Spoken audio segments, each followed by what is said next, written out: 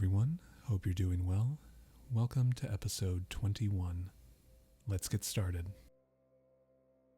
Our first word is appropriately, which is an adverb that is defined as in a suitable, fitting, or proper manner for a particular purpose, circumstance, or occasion. It is also defined as in a manner that conforms to the expected or desired standards of behavior or conduct. It is also defined as in a way that is consistent with the relevant norms, customs, or protocols. For example, she dressed appropriately for the job interview, wearing a professional suit. Our second word is appropriation, which is a noun that is defined as the act or process of allocating or setting aside funds, resources, or assets for a specific use or purpose.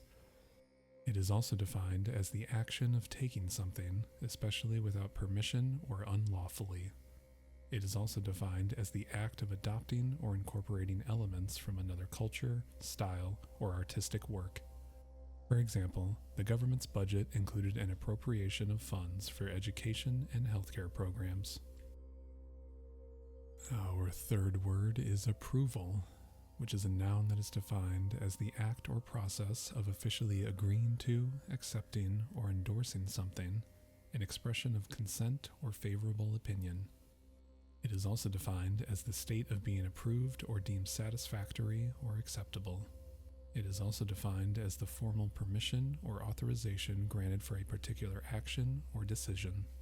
For example, the project received unanimous approval from the board of directors.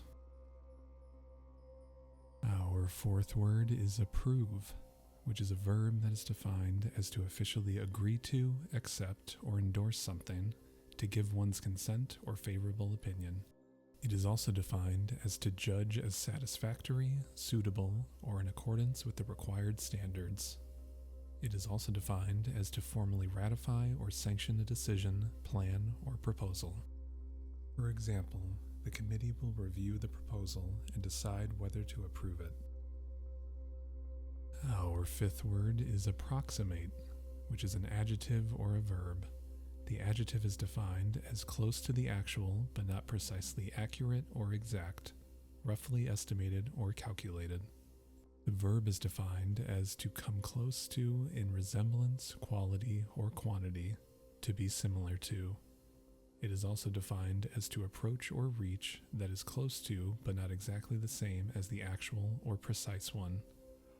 For example, the approximate time of arrival is 6:30 p.m., but it may vary depending on traffic conditions.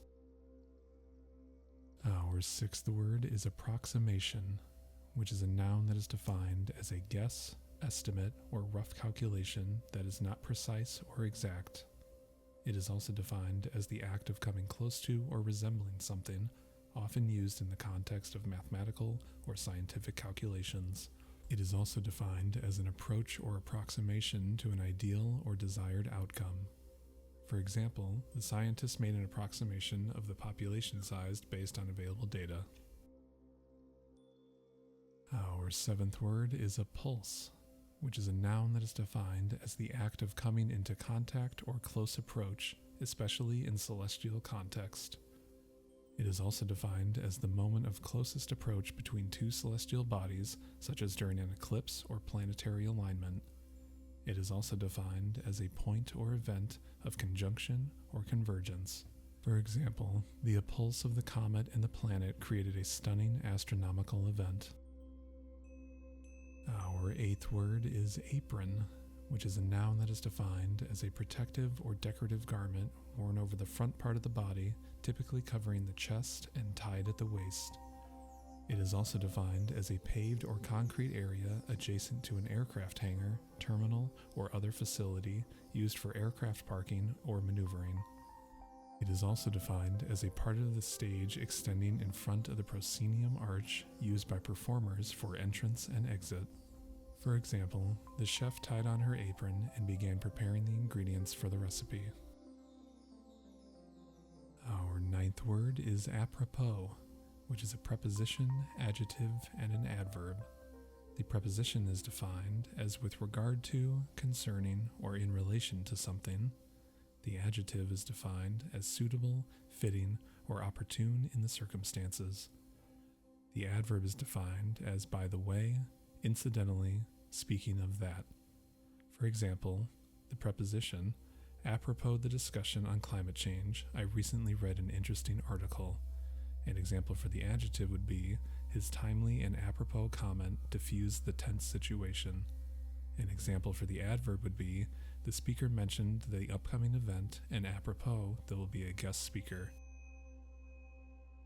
Our 10th word is apt, which is an adjective that is defined as suitable, fitting, or appropriate for a particular purpose, circumstance, or situation. It is also defined as having a natural tendency or inclination towards something, prone or disposed. It is also defined as quick to learn or understand, intelligent or clever. For example, his sense of humor is apt for diffusing tensions in difficult situations. Our 11th word is aptitude, which is a noun that is defined as natural ability, talent, or inclination towards a particular skill or activity. It is also defined as readiness or capacity to learn or understand something quickly and easily. It is also defined as suitability for a specific task or role. For example, her musical aptitude allowed her to quickly pick up new instruments and melodies. Our 12th word is aptly, which is an adverb that is defined as in a matter that is fitting, appropriate, or suitable for a particular purpose or situation. For example, the students aptly summarized the complex scientific concepts in a concise manner. Our 13th word is aqua, which is a noun that is defined as water, the color or shade of water, a light bluish-green color. For example, the walls of the bathroom were painted in a soothing aqua color. Our 14th word is aquaculture, which is a noun that is defined as the cultivation, breeding, and harvesting of aquatic organisms such as fish, shellfish, and aquatic plants in controlled environments. For example, the coastal region is known for its thriving aquaculture industry with numerous fish farms and oyster beds.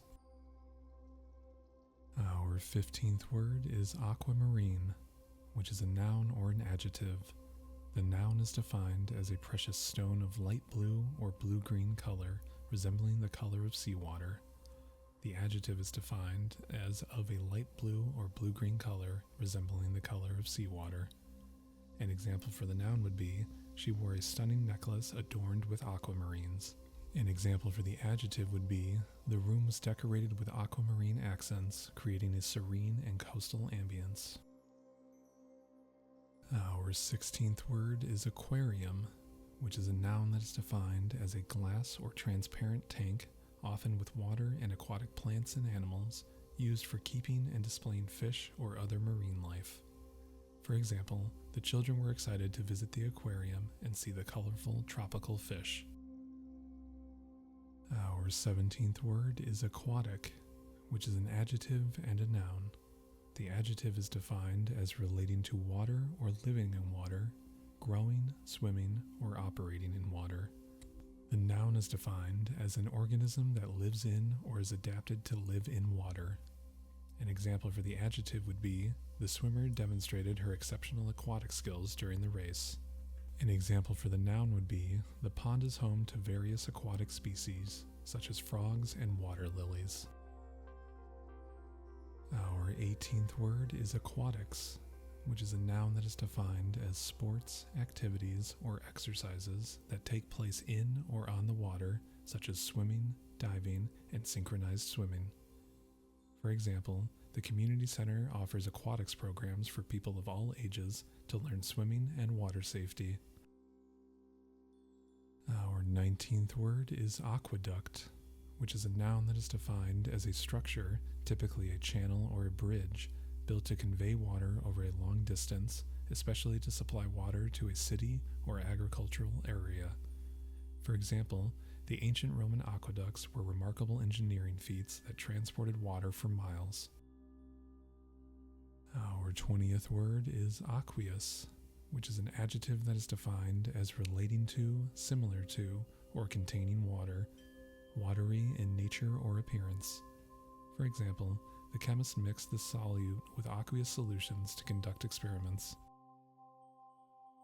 Our 21st word is Aquifer, which is a noun that is defined as an underground layer of permeable rock, sediment, or soil that is capable of storing and transmitting groundwater.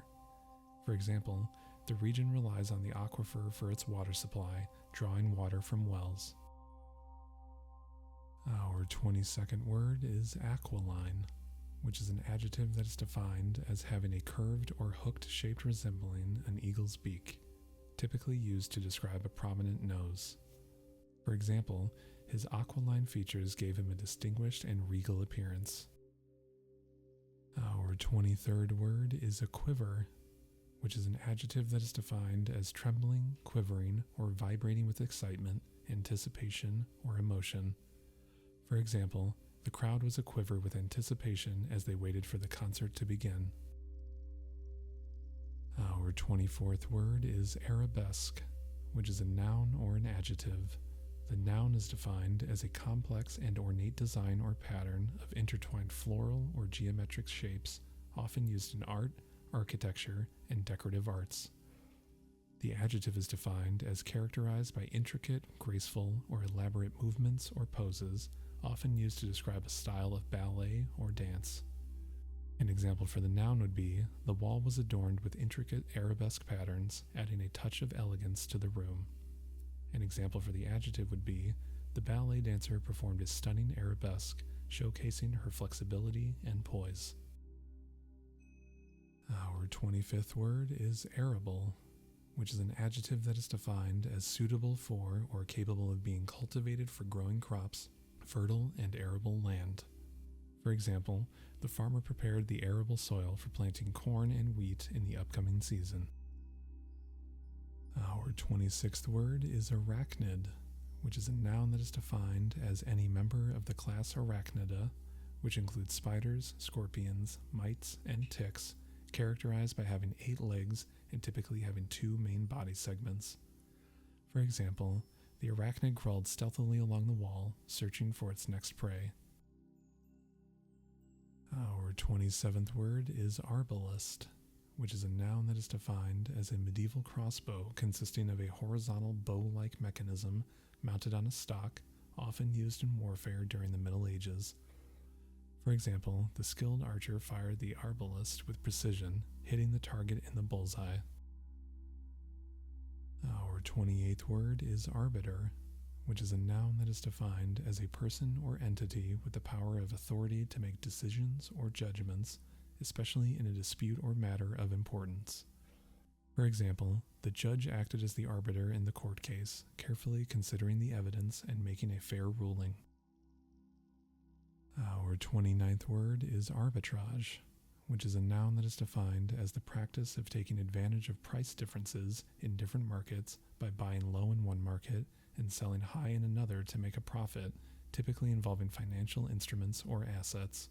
For example, the hedge fund manager employed a strategy of arbitrage to exploit pricing discrepancies in the stock market. Our 30th word is arbitrarily, which is an adverb that is defined as in a random, unreasonable, or subjective manner without following a set rule, pattern, or justification. For example, the teacher's grading seemed arbitrarily harsh as she deducted points without providing clear explanations or criteria. Our 31st word is arbitrary, which is an adjective that is defined as based on individual discretion, performance, or personal judgment rather than objective criteria or rules. It is also defined as not determined by necessity, logic, or reason, capricious or whimsical. It is also defined as unrestrained or unlimited by law, authority, or external control. For example, the dictator made arbitrary decisions without considering the needs or rights of the citizens. Our 32nd word is arbitrate, which is a verb that is defined as to act as an impartial third party to resolve a dispute or make a judgment in a conflict or disagreement. For example, the mediator was called upon to arbitrate between the two parties and find a fair resolution. Our 33rd word is arbor, which is a noun that is defined as a shady garden structure or archway covered with climbing plants such as vines or roses. For example, the couple enjoyed sitting beneath the arbor, surrounded by colorful flowers and lush greenery. Our 34th word is arboreal, which is an adjective that is defined as relating to or characteristic of trees, living in or spending a significant amount of time in trees. For example, the squirrel is an arboreal creature, leaping from branch to branch in search of nuts. Our 35th word is arboreous, which is an adjective that is defined as pertaining to or resembling a tree, covered with trees or having an abundance of trees. For example, the arboreous landscape was a tranquil oasis, providing shade and shelter to various bird species. Our 36th word is arcane, which is an adjective that is defined as understood or known by only a few, mysterious, secret, or obscure in nature. For example, the ancient manuscript contained arcane symbols and cryptic writings that puzzled scholars for centuries. Our 37th word is arch, which is a noun or an adjective. The noun is defined as a curved structure that spans an opening, such as a doorway or bridge, providing support and stability. The adjective is defined as principal, chief, or most significant in rank, importance, or influence. An example for the noun would be, the architect designed a beautiful arch to adorn the entrance of the building. An example for the adjective would be, the arch rivals between the two sports teams were legendary. Our 38th word is archaeologist, which is a noun that is defined as a person who studies and investigates human history and prehistory through the excavation and analysis of artifacts, structures, and other physical remains. For example, the archaeologist discovered ancient pottery shards and tools during the excavation of the archaeological site. Our 39th word is archaeology, which is a noun that is defined as the scientific study of human history and prehistory through excavation, analysis, and interpretation of artifacts, structures, and other physical remains. For example, archaeology helps us understand and reconstruct past civilizations and their cultural practices. Our 40th word is archaic, which is an adjective that is defined as belonging to an earlier period, outdated, old-fashioned, or no longer in common use. For example, the novel uses archaic language and vocabulary that reflects the time period in which it is set. Our 41st word is archaism, which is a noun that is defined as a word, expression, or usage that is considered old-fashioned, outdated, or no longer in common use. For example, the poet employed archaisms in his writing to create a sense of historical authenticity and evoke a bygone era. Our 42nd word is archaize, which is a verb that is defined as to imitate or mimic the style, appearance, or characteristics of something ancient or from a previous period. For example, the artist used special techniques to archaize the painting, giving it an aged and weathered look. Our 43rd word is archangel, which is a noun that is defined as a high-ranking angel, often considered a principal or chief angel in religious traditions and mythology. For example, in many religious texts, the archangel Gabriel is depicted as a messenger and herald of important news. Our 44th word is archbishop, which is a noun that is defined as a bishop of the highest rank, often with authority over other bishops in the region. For example, the archbishop led a special religious service, delivering a sermon to the gathered congregation. Our 45th word is archduke, which is a noun that is defined as a noble title given to the highest-ranking princes in certain royal families or dynasties. For example, the archduke and his family played a significant role in the history and governance of their kingdom. Our 46th word is arched, which is an adjective that is defined as having a curved or arch-like shape, bent or curved in a graceful or pleasing manner. For example, The bridge features beautifully arched spans that add elegance to its architectural design. Our 47th word is archenemy, which is a noun that is defined as a person or thing that is the principal or most formidable enemy, the ultimate rival or adversary. For example, in superhero stories, the archenemy often poses the greatest challenge to the protagonist, testing their strength and resolve. Our 48th word is archer, which is a noun that is defined as a person skilled in the use of a bow and arrow, someone who participates in archery. For example, the archer drew the bowstring back and released it, sending the arrow flying towards the target with precision. Our 49th word is archery, which is a noun that is defined as the sport or practice of shooting arrows from a bow, typically at a target, as a recreational activity or competitive sport. For example, she took up archery as a hobby and spent many afternoons honing her skills at the local archery range.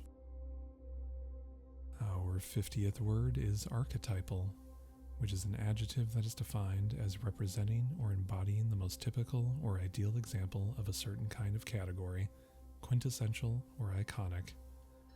For example, the character of the wise old sage is an archetypal figure often seen in mythology and fantasy literature. Thank you so much for watching.